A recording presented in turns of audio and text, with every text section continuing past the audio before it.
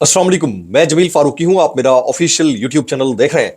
आज दिसंबर की 19 तारीख है, जुमेरात का दिन है। जिस वक्त वीडियो रिकॉर्ड हो रही है पाकिस्तानी वक्त के मुताबिक शब के 8:30 बज चुके हैं। और मेरी अंडरस्टैंडिंग में, मेरी नज़र में अब तक की सबसे बड़ी डेवलपमेंट, सबसे बड़ी ब्रेकिंग न्यूज़, सबसे बड़ी खबर अडियाला से आ रही है, जहां 25 करोड़ अवाम के मुर्शिद यानी कप्तान यानी कैदी नंबर 804 यानी इमरान खान ने अपनी ही पार्टी के मुनाफिकीन को तुन कर रख दिया है। उनकी नज़र में जो गद्दार हैं उनको तुन कर रख दिया। आपको पता है कि गुज़िश्ता तकरीबन 1-1.5 महीने से उनकी पार्टी के अंदर के लोग उनके ऊपर ताने कस रहे थे, उनकी फैमिली के अंदर डिवाइड पैदा कर रहे थे, इवन पार्टी के अंदर भी डिवाइड पैदा कर रहे थे। उनसे मुताल्लिक खान साहब ने आज परफेक्ट स्टांस लिया है।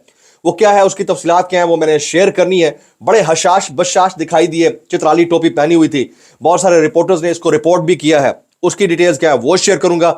सिविल नाफरमानी की तहरीक के हवाले से खैबर पख्तूनख्वा के वज़ीर आला ने अब खुलकर बोल दिया है कि हफ्ते तक अगर मुज़ाकरात के लिए हुकूमत ना मानी या मुतालबात ना माने गए तो इतवार से सिविल डिसओबीडियंस मूव, खासतौर के ऊपर जो रेमिटेंसेस पाकिस्तान के अंदर आ रही हैं उसकी रुकावट से उसका बाकायदा आगाज हो जाएगा। प्रैक्टिकली तो पॉसिबल है। केपीके इसके अंदर कितना हिस्सा डालेगा ये देखने वाली बात होगी। और केपीके रेजिडेंट ओवरसीज होकर पाकिस्तान के लिए कितना इसमें हिस्सा डाल सकेंगे वो देखने वाली बात होगी। ऑलरेडी गवर्नमेंट ये कह रही है कि ये मूव नाकाम हो जाएगी क्योंकि इसका बराह रास्त ताल्लुक पीएमएलएन से नहीं है या पाकिस्तान से नहीं है, उनकी अपनी फैमिलीज से। तो क्या लोग अपनी फैमिलीज को पैसे देना बंद कर देंगे? इसकी डिटेल्स क्या रहेंगी वो भी मैं शेयर करूंगा। पाकिस्तान स्टॉक एक्सचेंज आज कितने पॉइंट्स नीचे गई और इस नीचे जाने के ऊपर किसी ने क्या रिपोर्ट किया नहीं किया नेशनल टेलीविजन के ऊपर, जहां हर 2 घंटे के बाद यह खबर आ रही होती है कि स्टॉक एक्सचेंज बहुत ऊपर जा रही है। आज कितनी ऊपर गई है उसकी तफसीलात क्या है वो भी मैंने शेयर करनी है, या नीचे गई है उसकी तफसीलात क्या है शेयर करनी है। इसलिए गुजारिश है कि आपने वीडियो को शुरू से आखिर तक देखना है। एक और गुजारिश, अगर आपने चैनल नहीं किया अभी तक सब्सक्राइब जरूर सब्सक्राइब कर लीजिएगा। बेल आइकन यानी घंटी अपने अंगूठे उंगली या साथ रख के डंडे से दबा सकते हैं। इसके अलावा व्हाट्सएप चैनल का लिंक हर वीडियो के डिस्क्रिप्शन के अंदर मौजूद होता है, उसको क्लिक करके ज्वाइन कर लीजिएगा। Top story of the day, 25 crore अवाम के मुर्शिद यानी कप्तान ने मुनाफिकीन और गद्दारों को तुन के रख दिया है। उनकी नजर में जो उनको लगता है कि उनके साथ नहीं खड़े हुए या उनकी फैमिली में, उनकी पार्टी में, उनके वर्कर्स में डिवाइड पैदा करने की कोशिश कर रहे हैं। सबसे पहला नाम जो आया है वो इस वक्त जो पार्टी ने नोटिफिकेशन जारी किया है वो सिंगर और जुनून ग्रुप के गिटारिस्ट सलमान अहमद साहब का है। पीटीआई ने सलमान अहमद की बुनियादी रुकनियत खत्म कर दी है। यह पीटीआई जो जनरल सेक्रेटेरिएट है वहां से बाकायदा नोटिफिकेशन इसका जारी हो चुका है। पाकिस्तान तहरीक इंसाफ ने सलमान अहमद की बुनियादी रुकनियत खत्म कर दी है। मैं तफसीलात एज इट इज शेयर कर रहा हूं। पीटीआई चेयरमैन बैरिस्टर गौहर ने सलमान अहमद की बुनियादी रुकनियत खत्म की। बानी पीटीआई और उनकी अहलिया समेत पार्टी के खिलाफ बयानबाजी पर रुकनियत खत्म की गई। सलमान अहमद किसी तौर पर पार्टी की अब नुमाइंदगी नहीं कर सकेंगे। ये पाकिस्तान तहरीक इंसाफ ने न सिर्फ एलामिया जारी कर दिया है बल्कि कुछ दिन पहले खान साहब ने यह कहा था कि क्या उनका दिमाग खराब हो गया, ऐसा क्या हुआ है कि वो बुशरा बीवी के खिलाफ बोलना शुरू हो गए। तो ये डिटेल्स आई हैं। इसके अलावा इमरान खान साहब को जब ये डिटेल्स फराहम की गई कि उनकी अपनी पार्टी के कुछ लोग सिविल डिसओबीडियंस मूव के हक में नहीं है और वो कहते हैं कि हम खान साहब को मशवरा देंगे कि वो इस मूव की तरफ ना जाएं और वो करें जो इस वक्त बाकी जमातें करना चाह रही हैं या वो करें जो प्रैक्टिकली पॉसिबल हो। तो खान साहब ने उन सब के नाम और तफसीलात मुबैना तौर के ऊपर मंगवा लिए हैं और कहा है कि इनमें से जो इस तरह के पैगामात या बयानात देता है या पार्टी पॉलिसी से हटकर मेरा नाम नहीं लेता है टेलीविजन के ऊपर, मुझे बानी पीटीआई कहता है और हमारी आस्तीनों में सांप बनकर छुप के बैठा हुआ है, उनके नाम और तफसीलात लें, उनकी बुनियादी रुकनियत वो खत्म कर देंगे। बहुत सारे ऐसे नाम हैं जो ये बाकायदा तौर के ऊपर कर रहे हैं। उन्होंने ये भी कहा कि जो मुझे मशवरा दे रहे हैं कि मैं नेशनल गवर्नमेंट का हिस्सा बन जाऊं, अभी तक की जो अपडेट्स हैं, जो इनसाइडर आया है मुबैना तौर के ऊपर एलिजिडली, क्योंकि ज़ाहिर है मैं वहां मौजूद नहीं था, बहुत सारे दोस्त रिपोर्ट कर रहे हैं, वो कहते हैं कि जो नेशनल गवर्नमेंट में पीटीआई की शमूलियत की बात कर रहे हैं उनसे मुतालिक भी मुझे कंसर्न्स हैं और मैं इसके ऊपर आने वाले चंद दिन के अंदर कुछ डिटेल्ड अपना व्यू पॉइंट रखूंगा। अब देखना यह है कि खान साहब इसके ऊपर किस किस को चुनते हैं। बहरहाल मुनाफिकीन की बारी आई हुई है और इसकी डिटेल्स मैंने शेयर की हैं। आज शाह महमूद कुरैशी साहब ने भी मीडिया टॉक की है अडियाला जेल के अंदर से। उन्होंने कहा कि सियासी इस्तेहकाम तो होगा और होगा तभी जब मुआशी इस्तेहकाम आएगा और जब सियासी इस्तेहकाम आएगा तभी मुआशी इस्तेहकाम आएगा। मौजूदा सूरत हाल में सियासी डायलॉग वाहिद रास्ता है। सियासी जमातों को पॉलिटिकल डायलॉग का आगाज करना चाहिए। اچھا اب یہ انہوں نے آج اڈیالہ جیل کے اندر بات کی ہے, یہ بھی وہی ویو پوائنٹ رکھ رہے ہیں جو باقی رکھ رہے ہیں. یہ پولیٹیکل ڈائلاگ کس سے ہوگا, کس نوعیت کا ہوگا, اس کے اندر سے کیا نکلے گا؟ میرے خیال میں جو پولیٹیکل ڈائلاگ کی وہ بات کر رہے ہیں وہ صرف اور صرف کاسمیٹک ہوگا. اصل میں وہی چیز جو میں نے پچھلے ولاگ میں آپ سے ڈسکس کی کہ 3-4 فارمولاز ہیں. بہرحال یہ زیر گردش ہیں, زیر بحث ہیں, زبان زد عام ہے, کچھ لوگوں کو پتا تھا, کچھ کو نہیں تھا پتا, تو میں نے اپنے ولاگ کے ذریعے بتا دیا. پور صاحب نے آج ایک کامنٹ کیا ہے, وہ میں شیئر کرتا ہوں. انہوں نے کہا کہ عمران خان نے کہا ہے کہ ہفتے تک مذاکرات میں پیش رفت کا انتظار کریں, یعنی اگر کوئی اس میں پیش رفت ہوتی ہے تو اس کا ویٹ کیا جائے, نہیں ہوتی تو اتوار سے سول نافرمانی تحریک شروع کر دیں.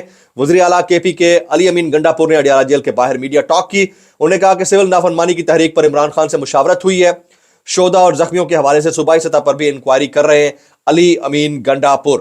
اچھا اب 2 عدد سیکٹرز جو ہیں وہ آج بڑے عجیب سا بیہیو کر رہے تھے. ایک ٹیلی کام سیکٹر ہے اور دوسرا ہمارا سٹاک ہے. ان دونوں کو آپ نگیٹ نہیں کر سکتے. ٹیلی کام سیکٹر کے اندر حکومت چاہتی ہے کہ ڈیجیٹل اکانومی کو اور ملک کے ٹیلی کام سیکٹر کو ڈیجیٹائز کیا جائے یا ڈیجیٹلائز کیا جائے آنے والے چند دن کے اندر, لیکن حالات اس سے یکسر مختلف جا رہے ہیں. خبر یہ ہے کہ پاکستان کے ٹیلی کام سیکٹر میں سرمایہ کاری میں مسلسل دوسرے سال کمی ہوئی ہے. یعنی پچھلے سال تو کم تھا ہی تھا, اس سال اس میں مزید کمی ہوئی ہے.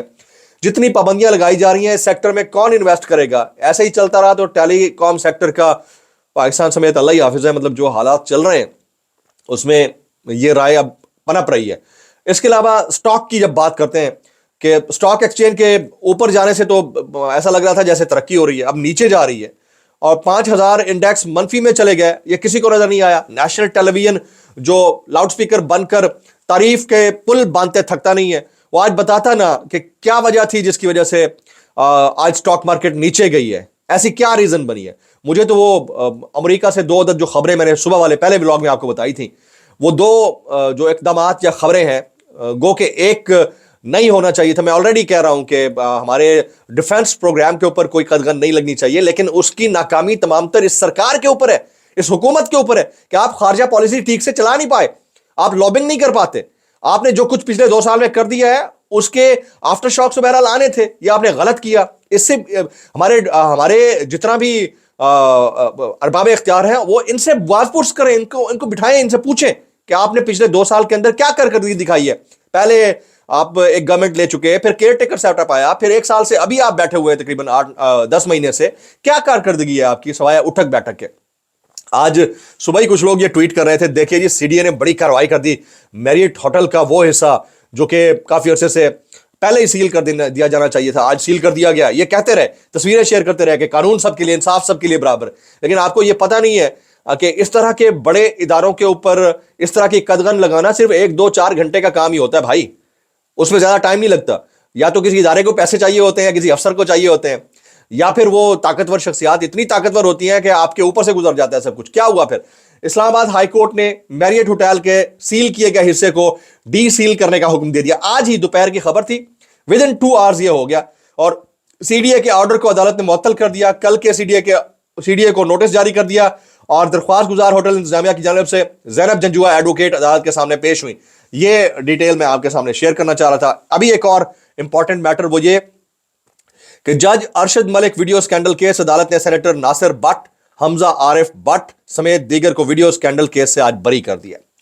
ایڈیشنل سیشن جج عدنان رسول لاڑک نے فیصلہ سنا دیا, اور یہ ایکسپیکٹڈ تھا, گورنمنٹ ان کی ہے, حالات بس اب اس کے اوپر مزید کیا بات کریں.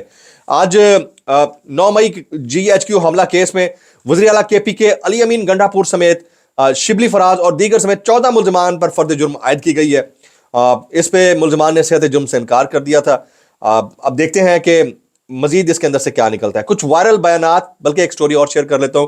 لاہور ہائی کورٹ نے عمران خان کی درخواست پر بڑا فیصلہ آج سنایا, اور وہ یہ کہ عمران خان کو اے ٹی سی عدالت میں ویڈیو لنک کے ذریعے پیش کرنے کا نوٹیفیکیشن عدالت نے آج کل عدم قرار دے دیا ہے, اور جسمانی ریمانڈ پر ویڈیو لنک کے ذریعے پیش نہیں کیا جا سکتا, یہ فیصلہ دیا گیا. اب یہ بڑا فیصلہ ہے, اب آپ اندازہ کیجئے کہ یہ حالات چل رہے ہیں.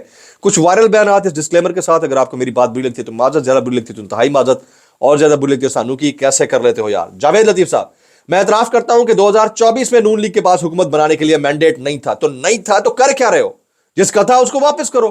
आप अखलाकी जुर्रत कर लो, ये फिर डालते हैं 2018 पे।